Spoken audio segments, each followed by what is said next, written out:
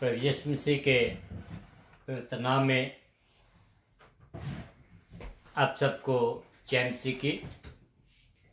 मैं परमेश्वर का धन्यवाद करता हूँ कि परमेश्वर ने हमें एक बार फिर ये मौका दिया है कि हम उसकी आराधना, उसकी स्तुति करें।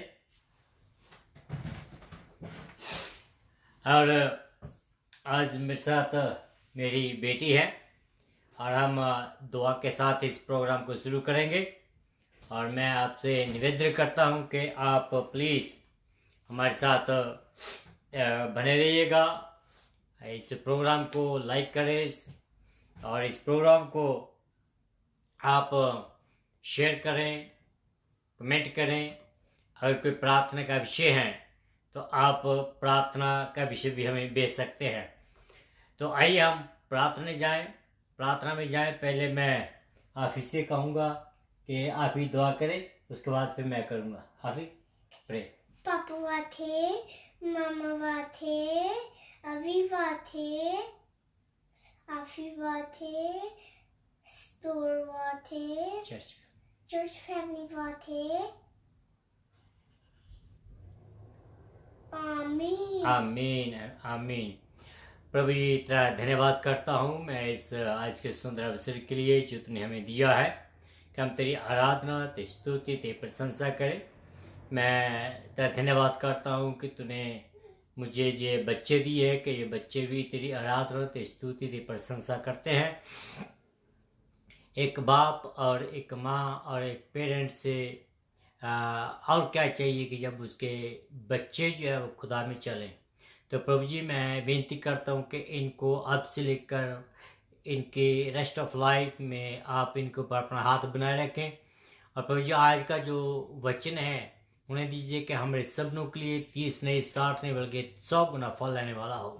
तो प्रभु मैं जितने भी सुनने वाले हैं हमारे हर एक को अपने हाथ में ले। हमारी चर्च फैमिली के ऊपर तो अपना अनुग्रह बनाए रखें, जिससे पिता परमेश्वर हम सब मिलकर तेरी आराधना, तेरी स्तुति, तेरी प्रशंसा करें।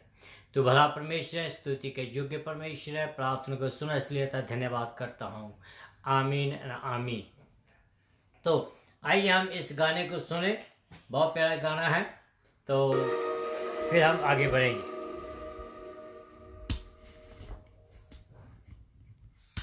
अभी बैठ पापा।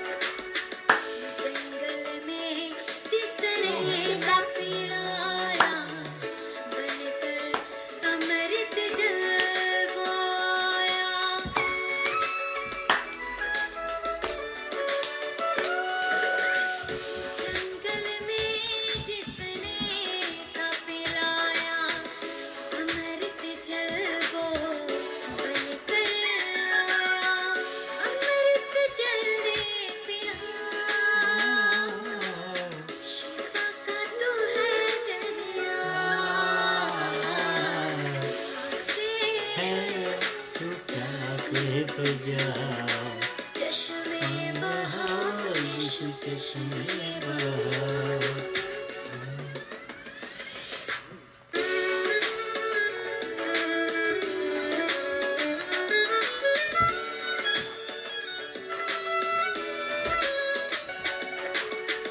जीवन जल का तू ही सोता, बहती नदियाँ जो तेरा होता।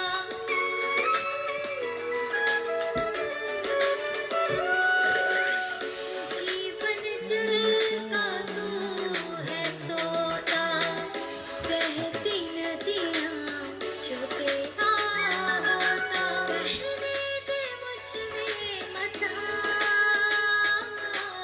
शिफा का तू है दरिया। प्यासे है तू कैसे बुझा चश्मे बहार, यीशु चश्मे बहार।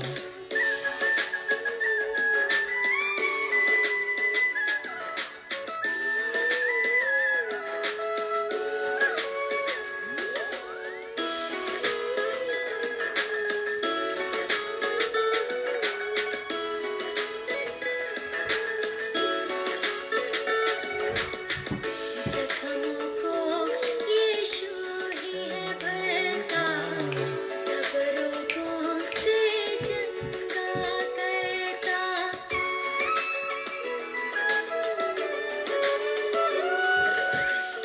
जख्मों को यीशु ही है भरता, सब रोगों से चंगा करता। वो है जिंदा खुदा, शिफा का तू है दरिया। प्यासे है तू कैसे बुझा चश्मे बहार, यीशु चश्मे बहार। प्यासे है तू कैसे बुझा चश्मे बहार, यीशु चश्मे बहार। चश्मे बहार, यीशु चश्मे बहार। चश्मे बहार, यीशु चश्मे बहार। Hallelujah hallelujah hallelujah, hallelujah hallelujah hallelujah. बोलो यीशु मसीह के नाम की जय।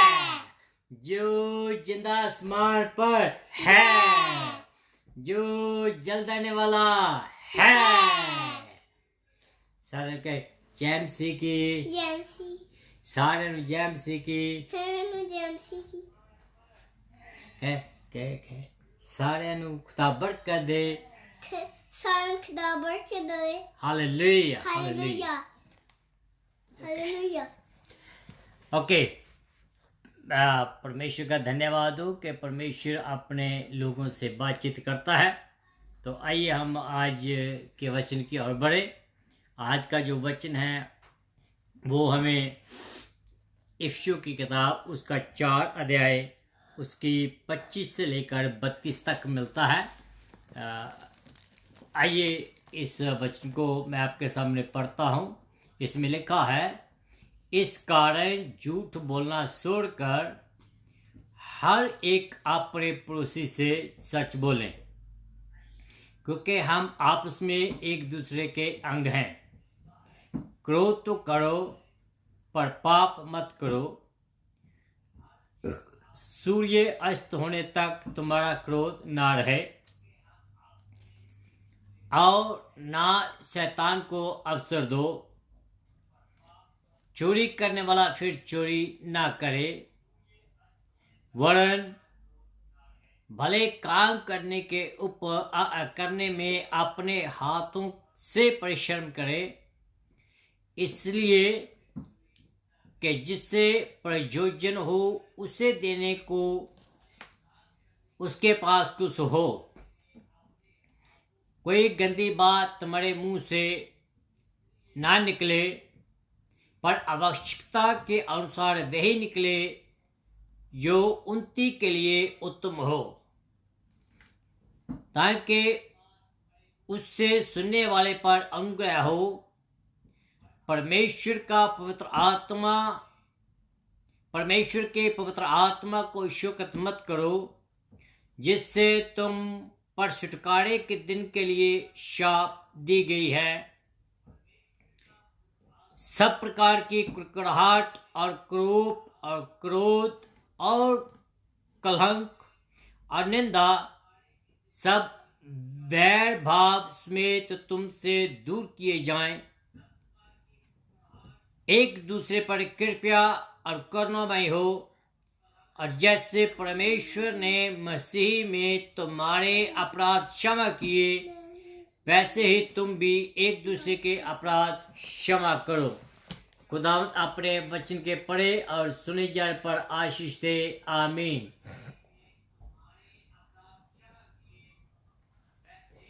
तो मेरे अजीजों, मैं एक बार फिर अपनी रीति के अनुसार प्रभु यीशु मसीह के पवित्र नाम में आप सबको good morning, good evening, good afternoon, जहाँ भी है उसके मुताबिक आपको कहता हूँ। और मैं परमेश्वर के पवित्र नाम से और उसका धन्यवाद करता हूँ, क्योंकि खुदा ने आज तक हमें संभाल कर रखा है। और मेरी प्रार्थना खास करके उन परिवारों के लिए हैं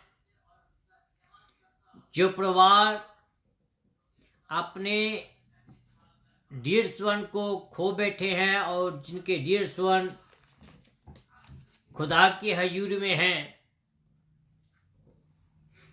उनके लिए मेरी खास प्रार्थना है कि खुदा उनको अपनी शांति प्रदान करे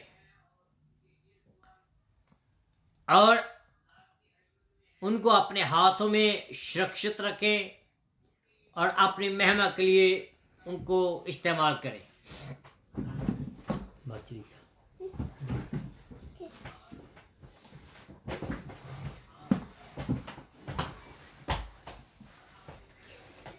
तो हम लोग आज का जो है आपको मालूम है कि आप इफ्सियों की किताब की स्टडी कर रहे हैं।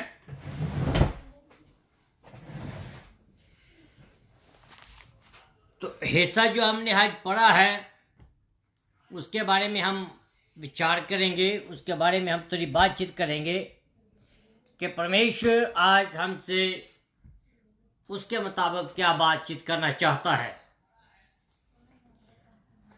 बहुत महत्वपूर्ण मैसेज है और मैं आपसे निवेदन करूंगा कि आप लोग इस मैसेज को लाइक करें, इस मैसेज को आप शेयर करें। इसलिए नहीं कि मुझे रेटिंग चाहिए, मैं इसी को इस पैसे तो कमा नहीं रहा हूं, तो मुझे तो इतनी बात की चिंता नहीं है। मैं इसलिए कहता हूं आपको ताकि दूसरे लोगों तक भी जो खुदा का वचन जो है वो पहुंच सके, दूसरे लोग भी खुदा की आराधना, खुदा की महिमा, खुदा की स्तुति जो है वो करे। तो जो हिस्सा हमने पढ़ा है उसमें संत पौलुस इफिसियों की कलीसिया जो है उनसे उनके बहलाहट के बारे में बातें करता है, वो उनकी जिम्मेवारियों के बारे में बात करता है और वो उनको ये बताता है, ये चेताता है कि वो अनुग्रह से बचाए गए हैं, परमेश्वर का अनुग्रह उनके ऊपर हुआ है। तो वो कहता है कि उसके मुताबिक हम चाल भी चलें और उसके मुताबिक हमारा जो बोल चाल है वो भी हो। और जब खुदा किसी को बचाता है तो खुदा उसको अपनी ताकत देता है और अपनी ताकत से वो बदलता है उसको। पुराना आदमी जो है वो चला जाता है, नया आदमी आता है 2 कुरिन्थियों उसका 5 अध्याय उसकी 17 के मुताबिक, इसलिए यदि कोई मसीह में है तो वो नई सृष्टि में है। पुरानी बातें बीत गई, नई बातें आ गई और अब हमारे जीवन में नई बातें शुरू हुई है। यहां पुरुष एक शब्द जो है वो बहुत इस्तेमाल करता है, इसलिए और मुझे लगता है कि इसलिए शब्द जो है संत पुरुष का फेवरेट शब्द है और उसने इस शब्द को अपनी किताबों के बीच 130 बार इस्तेमाल किया है। और वो इसलिए इस्तेमाल करता है तो हमें निरंतर याद दिलाता है कि हम मसीह में कौन हैं, हम मसीह में क्या हैं, हमारी स्थिति मसीह में क्या है। दूसरे शब्दों में मैं कहूं तो हम मसीह में समेटे हुए हैं। हमारी जो स्थान है मसीह में है। चाहे हम कहां भी हो, कहां भी जाएं, लेकिन एक बात हमें ये जरूर याद रखनी है कि हम मसीह के बगैर एक भी कदम उठा नहीं सकते हैं। इट मीन्स कि हमारी जो लोकेशन है, संत पुरुष हमारी लोकेशन की बात करता है कि मसीह में हमारी लोकेशन क्या है, हमारी कंडीशन क्या है।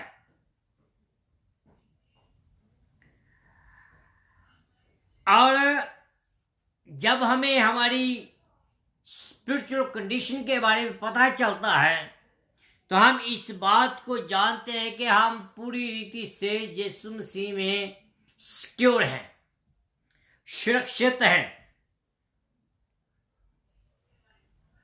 हमारा हर एक कदम, हर एक सोच, हर एक विचार, हमारे काम, हमारा बोलचाल, हमारा व्यवहार, हमारा रहन सहन, हमारा चलना, हमारा उठना, हमारा बैठना, हमारा देखना, ये सब कुछ जो है प्रभु यीशु मसीह को दर्शाता है कि वो कौन है।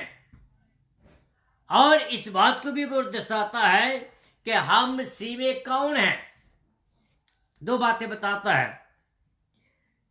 जैसे मसीह हम में है, हम उसमें हैं और उसकी मौजूदगी, उसकी मर्जी, उसकी शांति हमारे हर एक हिस्से में दिखाई देनी चाहिए।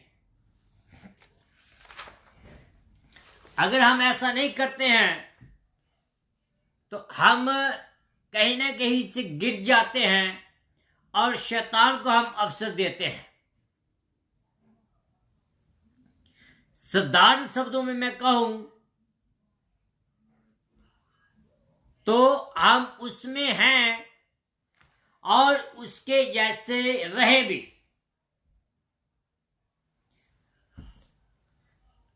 पच्चीस से लेकर 29 आयत जो हमने देखी है, हमने देखा कि हम अपने शब्दों से दूसरे से अलग दिखाई दें। और 25 से 26 में हमने देखा है कि हम अपने क्रोध में दूसरों से अलग दिखाई दे रहे हैं। हम बचाए हुए हैं और हमारे क्रोध के ऊपर कंट्रोल होना बहुत जरूरी है। यह हमने कल देखा था। तो आज हम इस बात के ऊपर ज्यादा जोर देंगे कि जब प्रभु यीशु मसीह ने हमें बदल दिया है तो हमारा बदलाव जो है वो हमारी रोजाना की जीवन में दिखाई देना चाहिए। Every day when you get up from the bed, that you have to represent the Lord Jesus Christ through your living. आपके काम के द्वारा, आपके बोलचाल के द्वारा, आपके बिजनेस के द्वारा हमने अपने जीवन में मसीह का जो बदलाव आया है हमारे जीवन में, उसको हमने लोगों तक पहुंचाना है। और इस बात को जब हम देखते हैं तो हम देखते हैं कि हमें एक अवता दिया गया है। वचन में लिखा है कि जो चोरी करता है वो आगे को चोरी ना करे। यहां पुलिस उस आदमी की उदाहरण देता है जो चोरी करता है, और वो यीशु के पास आता है, और जब वो यीशु के पास आता है उसकी निजात का जो है स्वाद लेता है, और वो कहता है कि वो अपने पुराने काम से बिल्कुल यू टर्न ले ले। जब संत पौलुस के जमाने में चोरी की जो समस्या थी वो बहुत ज्यादा थी।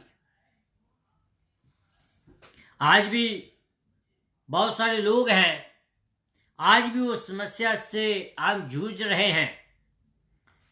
बहुत सारे जो लोग हैं वो दूसरों की जायदाद के ऊपर, दूसरों की प्रॉपर्टी के ऊपर ज्यादा ध्यान देते हैं, जिसके लिए उन लोगों ने कोई काम नहीं किया हुआ होता, पर फिर भी वो उनको चाहते हैं।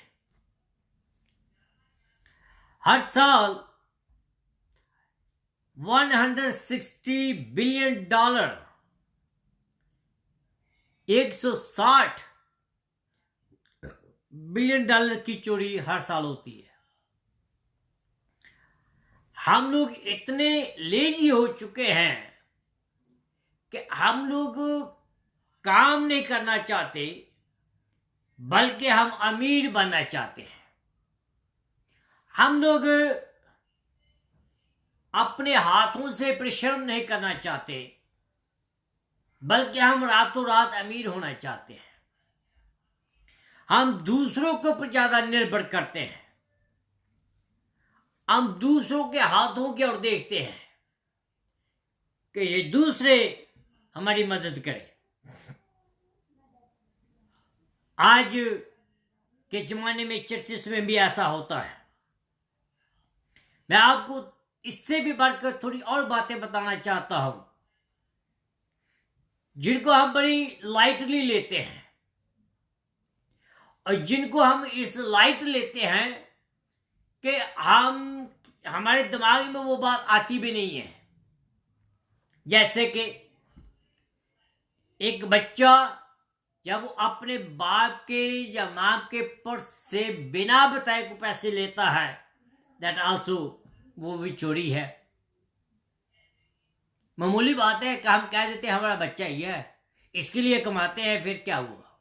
लेकिन ऐसी बात नहीं है। हमें अपने बच्चों को यह सिखाना है कि जब भी तुझे जरूरत पड़ती है तू ले सकता है, लेकिन हमारे बिना पूछे के बगैर नहीं। अगर आज वो आपके पर्स में से या मेरे पर्स में से वो पैसे निकालेगा और बिना बताए वो अपनी जेब में डालेगा, तो कल बाहर जाकर भी ऐसा काम करेगा वो। इसलिए जब ऐसा वो काम करता है या करती है, we have to teach them. हमें उनको बताना है कि ये बात सही नहीं है। दूसरी बात, अगर जब आप स्टोर पर जाते हैं तो अगर वो क्लर्क आपको कुछ चेंज देता है तो आप कह देते हैं अपने बेटे से कि ये चेंज पकड़ ले। जब वो बच्चा चेंज पकड़ लेता है आपके कहने के मुताबिक, अच्छी बात है, लेकिन बुरी बात तब आती है जब वो पैसे पकड़कर आपको नहीं देता है लेकिन अपनी जेब में डाल देता है। ये भी एक किस्म का गलत बात है। हमें ये सिखाना है उनको कि ये जो पैसे हैं चाहे हम उनको ही वापस दे दें या हम उन्हीं के ही पिगी बैंक में डाल दें, लेकिन उनको हमें ये सिखाना है, सही रास्ता दिखाना है कि किस रीति से अपने बच्चों को हम इन बातों से दूर रख सकते हैं। हमारे रोजाना के जीवन की बात मैं कर रहा हूं। ये जो रोजाना के जीवन की बातें हैं, हमारे रोजाना के जीवन में से जो बदलाव खुदा ने किया है, जो बदलाव परमेश्वर ने किया है अपने अनुग्रह से, उस बदलाव को हमने अपने रोजाना के जीवन में से दिखाई देना है, लोगों तक प्रकट करना है। तीसरी बात मैं आपको बताना चाहता हूं, जब हम टैक्स भरते हैं, उस टैक्स में हम बहुत लूप होल्स देखते हैं, चाहे कि वो गवर्नमेंट के हिसाब से सही भी हो, लेकिन फिर भी हमें ईमानदारी से जो काम है वो करना है।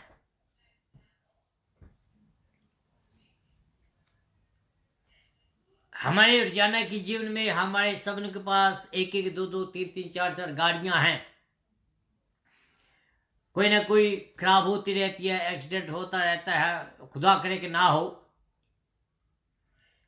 लेकिन जब हम क्लेम को, इंश्योरेंस को क्लेम करते हैं, उसमें भी हम हेरा फेरी करते हैं, वो भी गलत बात है। हमारे बच्चे जब इन बातों को देखते हैं, हमारे रोजाना के जीवन को जब हमारे बच्चे देखते हैं, तो हमारे बच्चे वही करेंगे, और जब वो हमारे से कोई सवाल करेंगे, हमारे पास कोई जवाब नहीं होगा। अगर आपने किसी से कोई पैसा उधार लिया है, उसको वापस नहीं करते हैं, तो वो भी एक चोरी है। अगर हम अपने पैसे से अपने खुदा को ऑनर नहीं करते हैं, दैट आल्सो इज स्टीलिंग। इन सब का एक ही मकसद है जो मैं आपको बता रहा हूं। इन सब का एक ही कारण है। वो कारण क्या है? कब हम ये बातें करते हैं? जब हम अपने जीवन में या अपनी चर्च के बीच में यीशु मसीह की सामर्थ का अनुभव नहीं करते हैं। जब हम यीशु मसीह की सामर्थ का अनुभव कर लेते हैं, तो हमारे रोजाना के जीवन में खुदावंद यीशु मसीह जो है वो दिखाई देता है। हमारा का रोजाना का जीवन जो है उसमें आशीष मिलती है। हमारा रोजाना का जीवन जो है वो प्रफुल्लित होता है। एक और भी रीजन है कि हम अपने रोजाना के जीवन में अपने परमेश्वर को नहीं रिवील करते हैं। वो ये है कि हम पश्चाताप का मीनिंग ही नहीं जानते, पश्चाताप का मीनिंग ही नहीं समझ पाए। बहुत सारे लोग ये समझते हैं कि हमने यीशु को अपना लिया, अपना उद्धारकर्ता करके मान लिया, बस ये ही रिपेंटेंस है।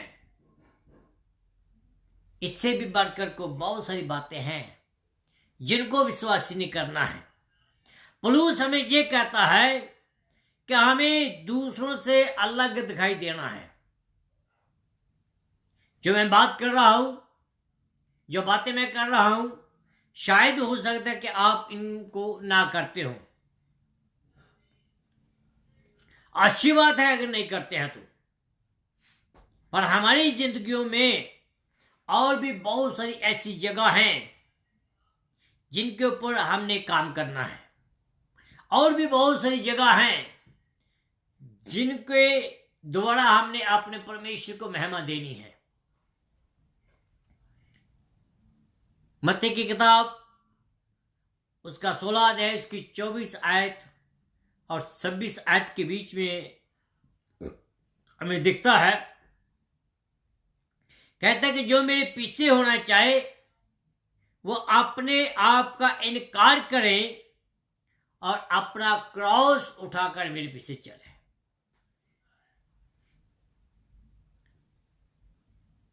यूहन्ना की किताब उसका 2 अध्याय उसकी 6 आयत के बीच में लिखा है कि जो कहता है कि मैं उसमें बना रहता हूं, तो वह स्वयं भी वैसा ही चले जैसा यीशु मसीह चलता है। दूसरे शब्दों में मैं कहूं कि कहने से कोई बात नहीं बनने वाली, हमें अपने जीवनों से, रोजाना के जीवनों में से, रोजाना के हमारे जो मेल जोल है उससे हमने अपने परमेश्वर को दर्शाना है। पहली बात हमने देखी थी कि हमारा एक औहदा है मसीह में, और दूसरी बात हमने देखेंगे जहां एक हमें सिद्धांत मिलता है। पौलुस कहता है कि वो अपने हाथों से काम करे, अपने हाथों से वो काम करे। गलत काम करने से अच्छा है कि वो मेहनत करे। दूसरा थिस्सलुनीकियों की किताब उसका 3 अध्याय उसके 10 आयत के बीच में लिखा है, यदि कोई काम ना करे तो वो खाना भी ना खाए। आगे जाकर एक और बात बताई गई है, पहला थिमुथियुस 5 अध्याय उसकी 8 आयत के बीच में कहता है कि परंतु यदि कोई अपने लोगों की, विशेषकर अपने परिवार की देखभाल नहीं करता तो वह अपने विश्वास से मुकर गया है और वो एक विश्वासी से भी निकम्मा है। अविश्वासी से भी निकम्मा है, सॉरी, यस।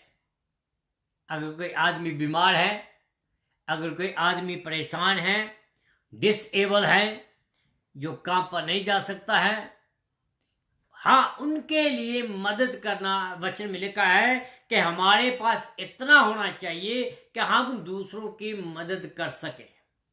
अगर हम काम पर नहीं जाते, काम ही नहीं करते, तो हमारे पास अपने गुजारे का बड़ी मुश्किल से होता था, हम दूसरों को क्या देंगे। यहां लिखा है कि जो डिसेबल है, जो बीमार हैं, कहता है कि हमारा काम यह है कि हम उसकी हेल्प करें। कई लोग ये भी कहते हैं कि जो काम है वो आदमी के द्वारा हमें शाप में दिया गया है।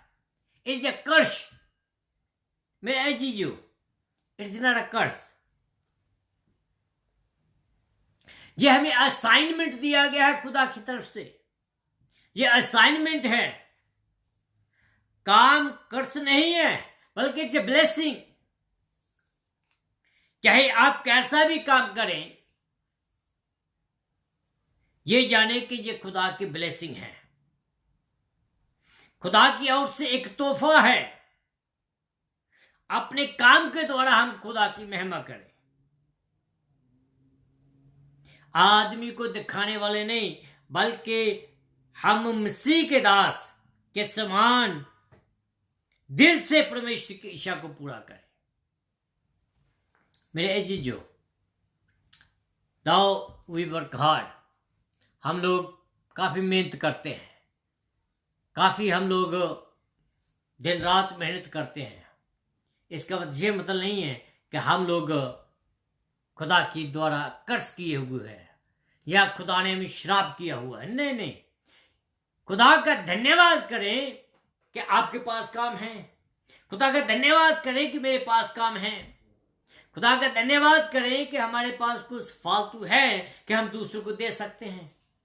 नहीं तो बहुत सारे लोग जहां रहते हुए भी, अमेरिका में रहते हुए, इंग्लैंड में, ऑस्ट्रेलिया में, या कहीं और बाहर वाली कंट्री में रहते हुए भी उनके पास नहीं है, कुछ के दूसरे की हेल्प नहीं कर सकते।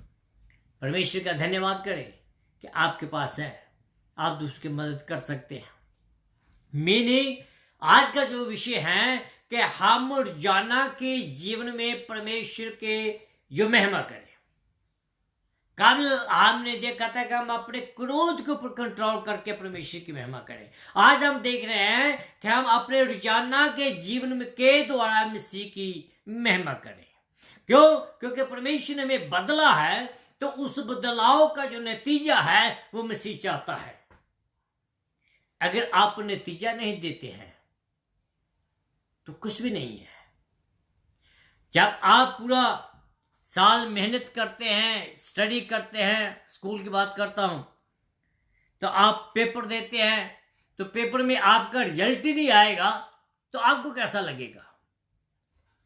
यीशु मसीह ने आपको बदला है, यीशु मसीह ने आपको आशीष दी है, यीशु मसीह ने आपको अपने पवित्र आत्मा के द्वारा मोहर लगाई है। यीशु मसीह ने आपको इतनी आशीष दी है, वो कहता है कि चोरी करने वाला चोरी ना करे, बल्कि वह अपने हाथों से काम करे, जिससे कि उसके पास इतना हो कि वो दूसरों को देने के योग्य ठहरे। पहली बात हमने देखी थी हमारी पोजीशन, दूसरी बात हमने देखी थी जहां एक सिद्धांत, तीसरी बात हम देखते हैं जहां एक प्रस्ताव है। लिखा है जिससे कि आवश्यकता में पड़े हुए को देने के लिए उसके पास कुछ हो। जब हम काम ही नहीं करते, जैसे मैंने पहले कहा है, पर मुफ्त का पैसा चाहते हैं, तो हम अपने फ्लैश की सेवा करते हैं, हम अपने फ्लैश को पूरा करते हैं, हम अपने फ्लैश की, अपने शरीर की अभिलाषा को पूरा करते हैं। पर जब हम काम करते हैं और दूसरों की जरूरतमंदों की जरूरत को पूरा करते हैं, तो हम अपने परमेश्वर की, अपने अनुग्रह के प्यार को दर्शाते हैं, हम उस बदलाव को दर्शाते हैं जो परमेश्वर ने अपने अनुग्रह से हमारे जीवन में किया है। हम उसके प्यार को, उसकी मोहब्बत को बताते हैं कि परमेश्वर ने हमसे मोहब्बत की है। जब आप ऐसा करते हैं तो आप अपने अंदर के बदलाव जो खुदा ने दिया है, लोग उसको देखते हैं। जब आप ऐसा करते हैं तो लोग खुदा के प्यार को, खुदा की मोहब्बत को मेरे और आपके जीवन में देखते हैं। मैं ये भी नहीं कह रहा हूं कि आप किसी दूसरे से पैसे बारो करके दूसरे की मदद करें, ये भी गलत है। वचन कहता है कि आपका पास इतना होना चाहिए कि आप अपनी सेविंग में से दूसरे की मदद कर सकते हैं। ये भी मैं नहीं आपको ये कहता हूं कि आप अपने बच्चों के पैर को धोकर दूसरे की मदद करें। खुदावंद ने आपको बरकत दी है, अच्छी जॉब दी है, आपके पास इतना होना चाहिए कि आप दूसरे की मदद कर सकें। लेकिन ये भी बात सच है कि अगर वो आदमी आपसे रिपीटेडली, आपसे दोबारा वो पैसे की मांग करता है, तो आप उससे पीछे हो जाए। क्यों? क्योंकि वो फ्री के ऊपर रहना पसंद करता है। वो अपने हाथों से मेहनत नहीं करता, बल्कि वो दूसरों की कमाई के ऊपर नजर रखता है। ये भी गलत है बाइबल के मुताबिक। मैं वो बातें बता रहा हूं कि जो बाइबल के मुताबिक है। हर एक मसीह को अपने हाथों से काम करना चाहिए, हर एक मसीह को अपने हाथों से परिश्रम करना चाहिए, मेहनत करनी चाहिए कि उसके पास कुछ हो, कि अपने भाई को या बहन को कुछ उसकी मदद करने के लिए उसके पास कुछ हो। मैं आपके पास एक वचन को पढ़ना चाहूंगा, जेम्स की किताब, उसका 2 अध्याय, उसके 15 से लेकर 18 आयत तक। बहुत बढ़िया आयतें हैं, मैं आपके सामने इसको पढ़ना चाहूंगा, मेरे साथ बने रहिएगा। 15 से लेकर 18 तक। यदि कोई भाई या बहन नंगा उगाड़े हो और उन्हें प्रतिदिन भोजन की घटी हो, और तुम में से कोई उससे कहे कुशल से जाओ, तुम गर्म रहो और तृप्त रहो, पर जो वस्तुएं देह के लिए आवश्यकता है वह उन्हें ना दो, तो क्या लाभ? वैसे ही विश्वास भी यदि काम सहत ना हो तो अपने स्वभाव में वो मरा हुआ है। वरन कोई कह सकता है तुम्हें विश्वास है और मैं कर्म करता हूं, तू अपना विश्वास मुझे कर्म के बिना तो दिखा, और मैं अपना विश्वास अपने कर्म उसके द्वारा तुझे दिखाऊंगा। जहाँ ये बताया गया है कि काम के साथ साथ विश्वास भी बहुत जरूरी है। हमें विश्वास रखने की बहुत जरूरी है। इसके साथ हम खुदावंद को इज्जत देते हैं। अगर हमें खुदावंद ने 2 हाथ दिए हैं, खुदावंद ने हमें 2 पाँव दिए हैं, हमें खुदावंद ने टैलेंट दिया है, अगर फिर भी हम दूसरों से मांगते हैं तो हम खुदा की बेइज्जती करते हैं। लूका की किताब उसका 14 अध्याय 13 से लेकर 14 तक लिखा है, परंतु जब तू भोजन करे तो कंगालों, टुंडों, लंगड़ों और अंधों को आमंत्रण कर, तब तू आशीषित होगा। पौलुस अपने बारे में इफिसियों को कहता है, इफिसियों की कलीसिया को कहता है कि उसका रिश्ता उनके साथ कैसे रहा। जब पौलुस वहां था, उसने किसी से पैसा नहीं लिया। उसने अपनी सेवका जो थी वो खुद अपनी सपोर्ट उसने खुद आपकी। वो टेंट बनाने का काम करता था। टेंट बनाकर वो अपनी सेवा को आगे ले जाता था। रसूलों की किताब उसका 20 अध्याय उसकी 33 से लेकर 35 में लिखा है, मैंने किसी के सोने, चांदी, जाम, वस्त्र का लोभ नहीं किया। तुम स्वयं जानती हो कि इन्हीं हाथों ने मेरी और मेरे साथियों की जरूरत पूरी की है। कहता कि मैंने तुम्हें हर बात में जो सिखाया है, दिखाया है कि तुम भी इसी प्रकार कठिन परिश्रम करके निर्बलों को संभालो और प्रभु यीशु मसीह के ये वचन कहता कि याद रखो जो उसने खुद कहे थे कि लेने से देना अच्छा है, लेने वाले से देने वाला धन्य है।